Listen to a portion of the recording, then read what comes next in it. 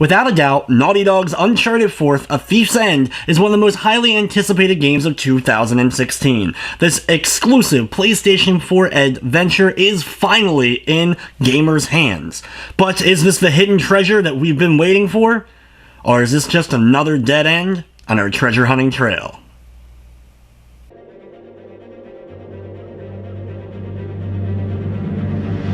The Uncharted series was one of the most popular franchises on the Sony PlayStation 3, and the developer Naughty Dog has finally made that leap to the PlayStation 4 and has truly shown what the PS4 is capable with the release of Uncharted 4. Nathan Drake's newest and potentially final adventure is an absolutely gorgeous, exploration-filled, action, treasure hunting experience. From your first moments of the action-filled prologue until the credits are over, Uncharted 4 is filled with cinematic scenes and experiences, lots of action, and a lot of exploration while you're going through absolutely gorgeous scenery.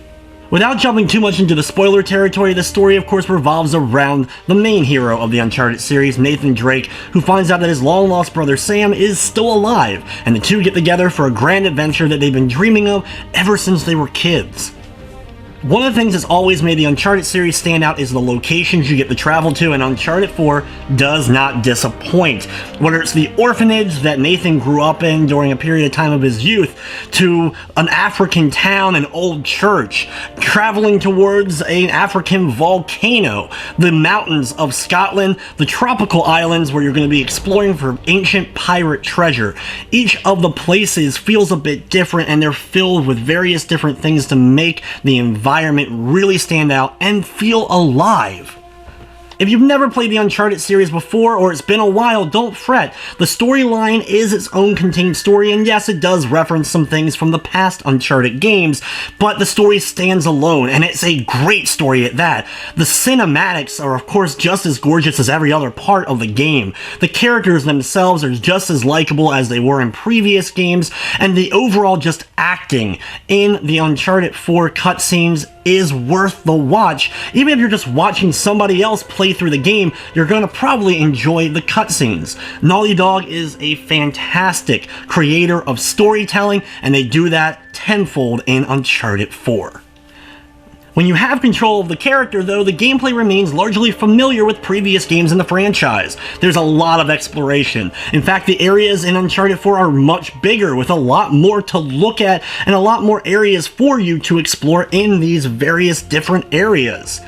You're going to be platforming a lot, climbing on cliff sides, jumping over large gaps, and of course using your rope and hook in order to swing across these various gaps of various sizes. Sometimes it took me 5 minutes to kind of figure out exactly where I was to go next. Thankfully, the game does provide you hints if it takes you a little bit too long to figure out where you're supposed to go to next, and any of the characters that are AI with you will sometimes nudge you just a little bit in the right direction for you to look at something to find where you need to go to next, or maybe there's a box that you need to drop down so that you can push it in the right place so that you'll be able to climb up. The game does like its box-like puzzles, so you're going to be moving a lot of crates in order to climb up in order to get to where you're going to next, but overall the exploration is usually very enjoyable. When you're not exploring, or even sometimes while you're exploring, you're going to get into various gunfights with the enemy. Honestly, one of the few downsides of the game is the enemies themselves. There's not a lot of interesting variety to the enemies. There are a couple of very sparse, like, boss encounters, but mostly work like quick-time events more so than actually full-blown boss encounters. The enemies themselves are basically like a mercenary group working for the game's main villain, so you're going to be seeing a lot of the same looking guy over and over again. The gunplay, though, remains still very enjoyable and fun if you're familiar with it from the previous games. A lot of cover will be had, a lot of quick moving and rolling and dodging out of the way to get to that next cover so that you can get behind and get the jump on your enemy. You can also do plenty of stealth. Some areas you can completely stealth your way through if you're really into that in order to get around the enemy, or sometimes you don't even have to kill the enemy. If you're able to get from one part where you are to the end where you need to go, you can actually continue on. though there's only a handful of times when that ends up working. A lot of times you're going to have to take out the various enemies in order for something to open up, and maybe an explosion that knocks down a bridge or ladder, or the AI itself to be able to help you out and boost you up wherever you may need to go. At any time, Nathan Drake can hold one type of explosive, like a grenade or dynamite, one handgun, and there's lots of various different handguns with different calibers that you can use, and then of course a bigger gun, and maybe a sniper rifle or an AK-47. But either way, you'll have one of those bigger guns as well, and you can easily switch between them by hitting left and right on the D-pad and use grenades at any point using the R1 button. All the gunplay worked very well, and if you're not the best at gunplay, you can turn on the automatic lock-on mode, so you can easily be able to hold L2 to aim, and it will lock on to any nearby enemy, and then you can just rattle off a few quick shots in order to take them out. But of course, the lock-on feature is off at the beginning of the game, so you may want to turn that on if you're not as familiar with gunplay overall, but for those veterans, you'll have that off, and you'll probably be enjoying every moment of the gunplay.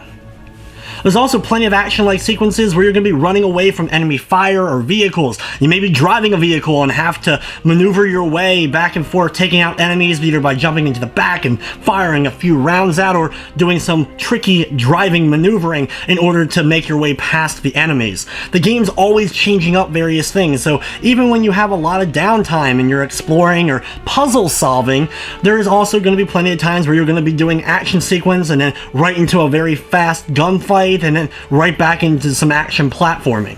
When it comes to the puzzles of the game, while there isn't a ton of them, they do help break up some of the other gameplay a bit, and they are a little bit clever and actually enjoyable to kind of solve and figure out exactly what you need to do in order to advance in the game.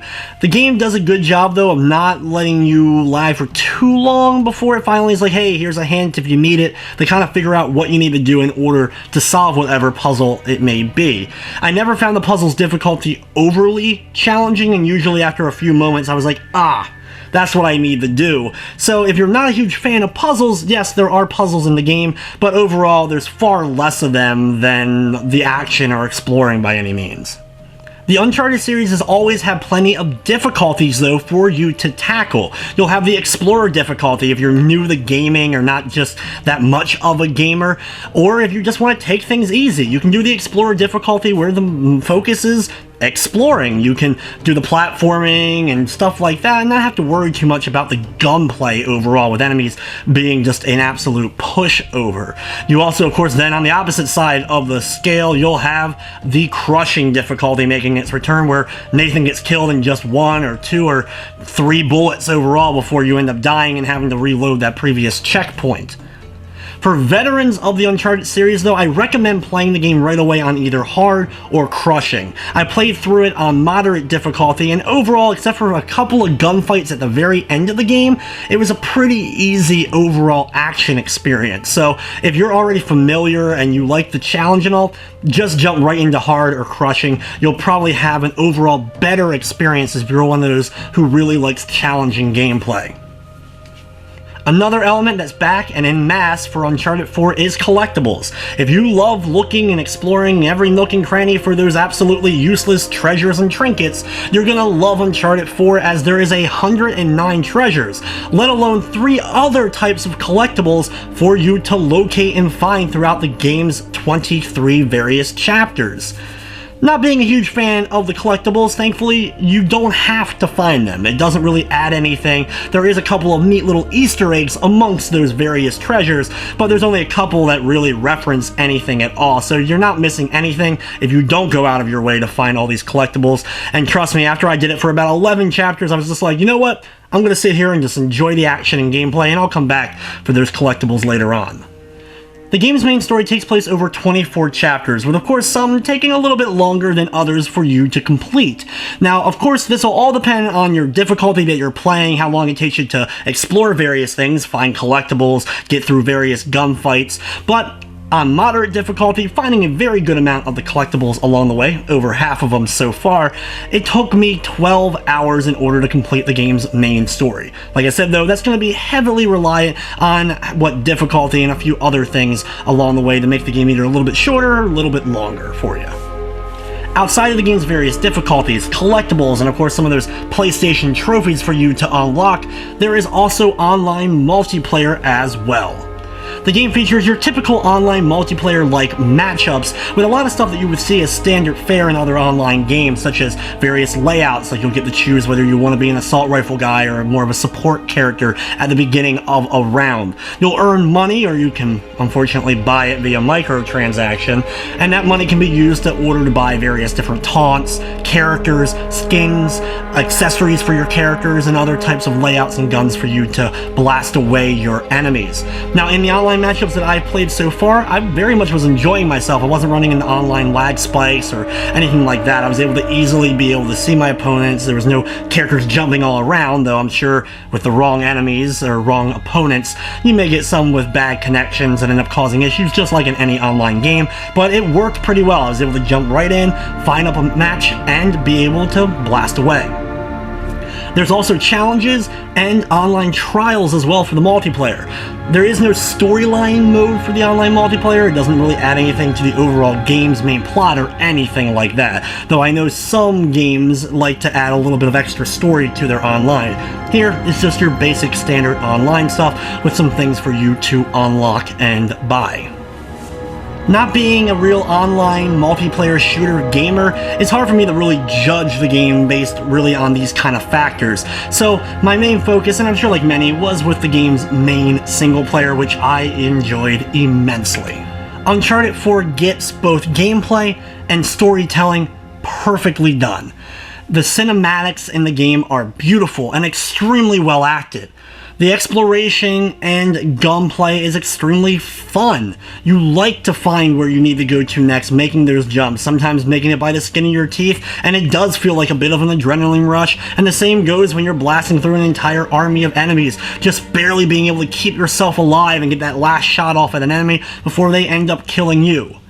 I do wish there was a bit more variety to the overall enemies. There was a few times where I questioned certain deaths, and not from the gunplay, but sometimes just from the exploring.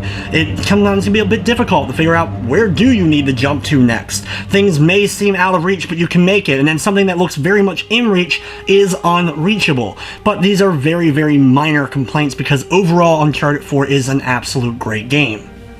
If you're an Uncharted fan, you've probably already picked up the game and played through it, and you're just watching this out of curiosity to see what I think. But if you've never played the franchise before, if you're still thinking about maybe getting it, you definitely should go ahead and take the dive and pick up the game, even if you haven't played previous games in the series. Thankfully, of course, there's also the Uncharted Collection for PS4, so if you don't have a PS3, you can check that out in order to visit Nathan Drake's previous adventures.